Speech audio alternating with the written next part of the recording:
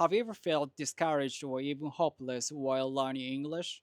Maybe you've been studying for years but haven't seen the progress you expected, and it's left you feeling down. If so, you're not alone. I've felt that way too, and I completely understand. Today, I want to share my English learning journey with you so you can avoid the mistakes I made. It's been a long road since 2014 with plenty of wrong turns, but I finally found a method that works for me. And here's the important part: I wasn't born or raised in an English speaking country, and I've never studied abroad.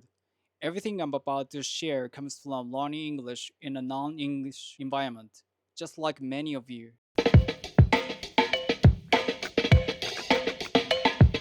Let's rewind to 2014 when my English learning journey began. My days were filled with textbooks and vocabulary lists for exams. I'd spend hours poring over grammar rules, memorizing word after word, and doing countless exercises. In my mind, high scores meant progress. I felt a sense of accomplishment when I saw my test scores improve. The logic behind this approach seemed sound to me at the time. These concentrated resources contain the essence of the language, the most frequently used vocabulary, and all the grammar rules you need to know. But here's the harsh truth I faced. Exam skills aren't the same as language skills. After 7 long years of this approach, the reality hit me hard. Despite all my efforts, something crucial was missing. Trying to watch English videos or listen to English podcasts was like hitting a brick wall. The words I'd so diligently memorized seemed to vanish into thin air. I could barely understand what people were saying. It was incredibly frustrating. I remember thinking, how is this possible? I've studied so much. But the gap between my textbook and real world English was enormous. I could recite grammar rules but couldn't hold a basic conversation.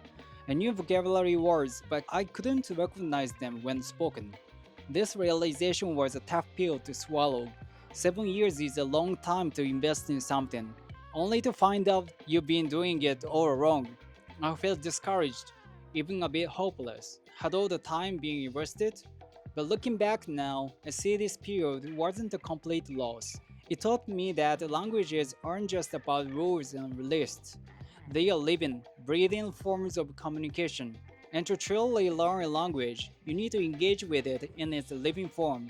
This experience was the wake up call I needed, pushing me to rethink my entire approach to learning English. This was a turning point. I realized I was facing two major problems. First, my reading speed was painfully slow. Whenever I picked up an English book or article, I struggled through each sentence. Second, when it came to listening, I was completely lost. I could hear the sounds but couldn't connect them to words or expressions. These problems were incredibly frustrating. After years of study, I could still not comfortably read or understand spoken English. However, as I analyzed these issues, I realized that both problems stemmed from the same root cause. The core issue was my lack of exposure to authentic English sounds and rhythm.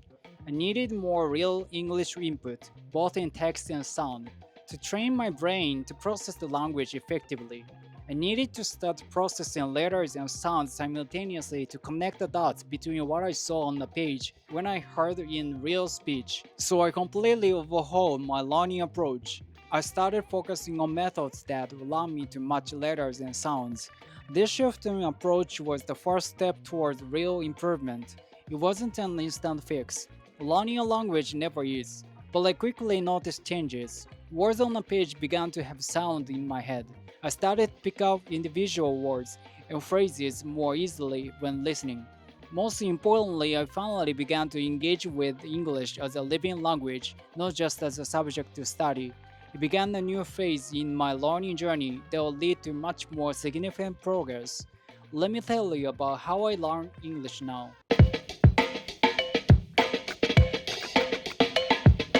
Reading and listening. This is a cornerstone of my method. I do extensive reading of books with audio, which helps me connect written words with their pronunciation. It's like killing two birds with one stone, simultaneously improving my reading and listening skills. I use Kindle and Audible for their Whisper Sync feature. This amazing tool allows me to read a book and listen to its audio version simultaneously. The words are highlighted as spoken, reinforcing the connection between text and sound. It's been a game changer for me. I use Speechify for articles, documents, and even some books. It's a text-to-speech AI tool that converts written text into audio. This allows me to read even when my eyes are tired while I am doing other tasks. It's beneficial for academic papers or long articles. I also watch series and YouTube videos with English subtitles. This approach exposes me to different accents, colloquialisms, and real-world language uses. Plus, it's enjoyable. I retain information better when I'm engaged and entertained. A tip: don't just passively watch. Although this is not always done, notice new vocabulary, expressions, or grammatical structures. Pause and repeat interesting phrases. This active engagement will significantly boost your learning. Writing. Writing is a crucial part of my routine.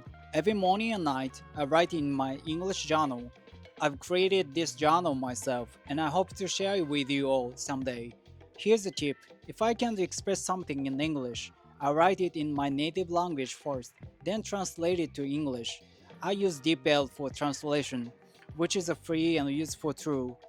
This process helps me learn natural English expressions and bridges the gap between how I think in my native language and how to express those thoughts in English. I also use Grammarly for grammar and expression checks to improve my writing further. Like DeepL is free and beneficial, these tools have significantly enhanced my writing process. Avoid producing too much output within a limited input of English by only the same expressions.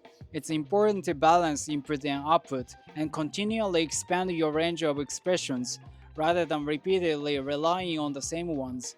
Writing is a higher priority for me than speaking. In today's digital age, we often communicate via text on various platforms, mails, social media, and messaging apps. So I put more time into writing practice than speaking practice. This focus has really improved my ability to express myself clearly and naturally in written English. Speaking.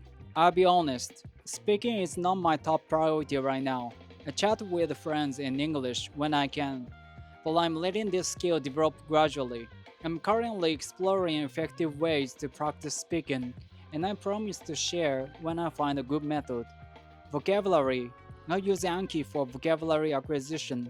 It's a fantastic tool for spaced repetition learning, which has been proven to be one of the most effective methods for memorization. When I encounter a new word or expression, I create a flashcard in Anki. On one side, I put the word or phrase.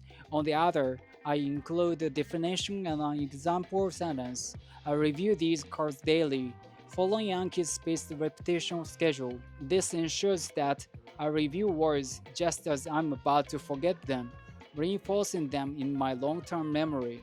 I can now communicate, read books, and enjoy videos in English. It's not perfect, but it's a vast improvement from where I started. My dream is to study at an international university and work globally. I'm not there yet, but I'm on my way.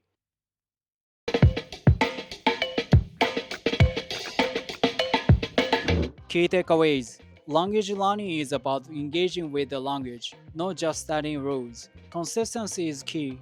Small daily efforts lead to big progress. Find methods that keep you motivated, and don't be afraid to adjust your approach. Everyone's journey is unique.